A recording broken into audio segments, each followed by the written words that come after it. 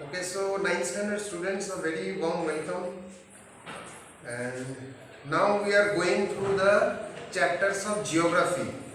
And this is our third chapter, which is the climate, soil, natural vegetations and animals of Karnataka. In this chapter, everything what we are going to learn, these all topics are on Karnataka, not on India. Yes, we are in India only, but I told you that diversity is there. So we have to think about that, and this is a very common chapter for you, I think, because you people are from Karnataka only. Most of the things you know, most of the places you know. Okay, so in the last class we have completed the climate of Karnataka. How many climates are there? What rainfall, which place it is getting more rainfall, less rainfall, winter is more, summer is less. Okay, so all these details I have got, we have got from the last two class, which describes about the climatic conditions of Karnataka. Today we will go with the soils of Karnataka. Okay, soils of Karnataka. First, before going to start the chapter, I will tell you one thing. What is soil? The top thin layer of the earth's surface is called soil. We all know what is soil. Okay, the soil is the top thin layer of the earth's surface, that is known as soil. Now, fertile soil is essential for agriculture. We all know that the soil which is more fertile, that soil is having the ability to grow more crops, or we can do the cultivation in good status in that soil. Okay, so now what is the thing? There are different types of soils in Karnataka. Throughout the Karnataka, you will not get only one type of soil. Okay, you will get different types of soil. So, which are classified into four types. What are the four types of soil which are available in the state of Karnataka? First is red soil. This is your Vijaypura till Chikballapur. This area comes under the red soil area. I think you people have seen when you are going somewhere, the color of the soil is red. Okay, then it's come black soil, then it is lateral soil, and the fourth one is the coastal alluvial soil. Okay, now we will start off with this one, red soil.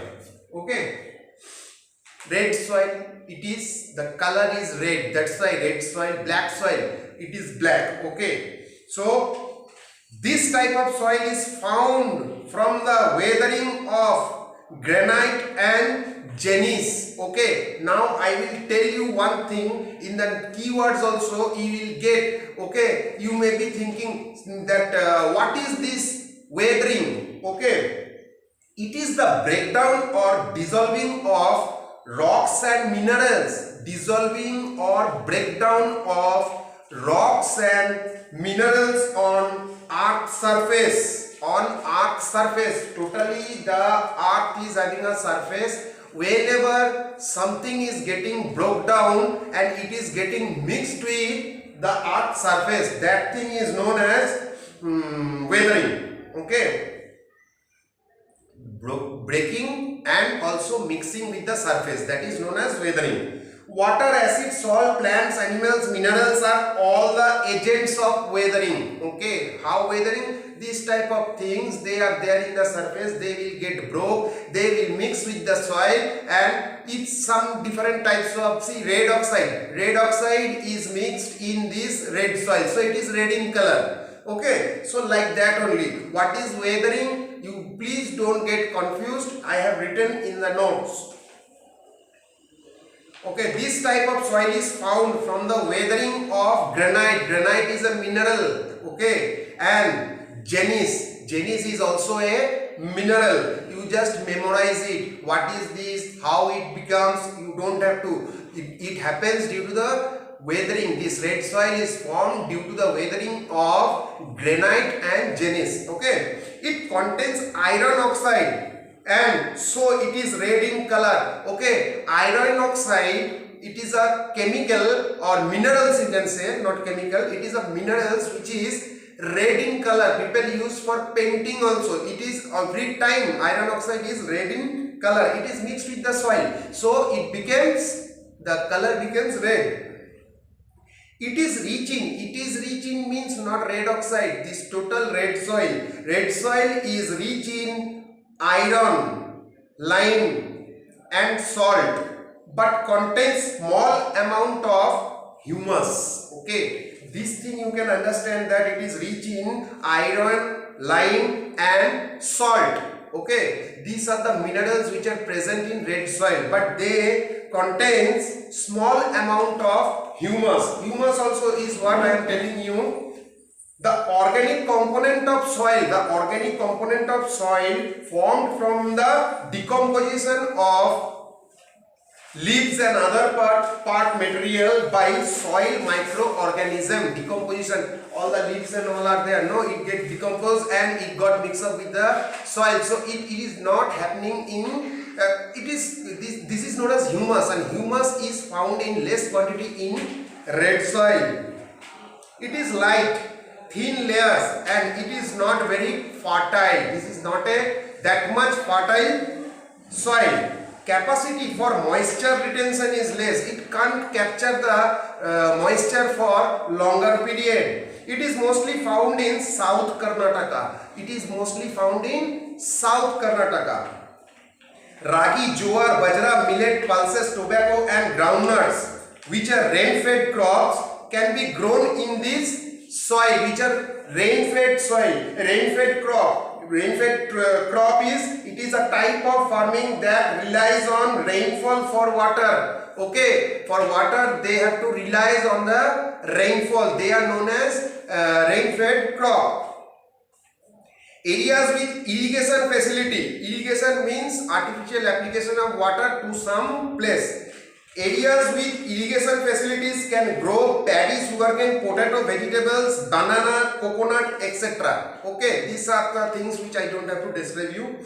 Okay, then red soil is found in, where it is found? Tumkaru, then Bangalore, okay, Ramnagar, Chikballapur, Kolar, Chamarajanagar, Mandia and Mysuru. Okay, so with this description is enough for your 9th standard. Okay, so this is over. Now we will go to black soil. What is black soil? Of course it is black in color. Okay, this type of soil is formed by the weathering of basalt rocks. Basalt rock is a rock which get weathered. Weathered means it get broken up, and then only this type of soils are formed. It is rich in aluminium, magnesium and oxides of iron. Here also oxide, iron oxide is there, but it is less, and as magnesium is there, so it is black in color. It is also called black cotton soil. Black cotton soil. Those places who are having black soil, that soil is also known as black cotton soil. It has the ability to retain moisture for many days. Red soil can't retain the moisture with that soil for some days also, but in this case black soil, they can retain the moisture for many days. It is rich in, that's why it is rich in soil nutrients. So variety of crops can be grown in this soil. For example, cotton, jowar, maize, sunflower, chili, paddy, pulses and onion, etc. Okay. So these are the things. See, at least you can understand that. Okay, if the question comes, write 3 crops which are grown in red soil, write 3 crops which are grown in black soil. At least all of this, if you don't understand, don't memorize also, at least 3 to 4 crops you should memorize. Okay, and which are the place in Karnataka which are having red soil, which are having black soil, or that latter soil, coastal alluvial soil. This type of soil is found in the district of North Karnataka. Okay, here red soil is mainly found in South Karnataka. Yes, It is mostly found in South Karnataka, red soil, but black soil is mostly found in North Karnataka. Example, okay, districts of North Karnataka it is found Dharwad, Gadar, Ballari, Koppal, Kalaburgi, Yadgir, Bagalkot, Belagavi and Chitradurga. These are the places where you can get black soil. Okay, so you go through the keywords also. Okay, what is irrigation, what is rain-fed crop, what is your humus, what is weathering, everything is given there. Okay, so if you go through with your keywords, it will be very easy for you people to understand it. Those who are having book, please refer the book. Those who don't have, please refer the notes. One more thing I am telling you, in the next class we will be discussing about lateral soil and coastal alluvial soil. So if we can discuss these two, our soil part is over. Okay, so for now this is enough, I think. So a very thanks to you for going through this online video. Okay, keep it up, stay fit.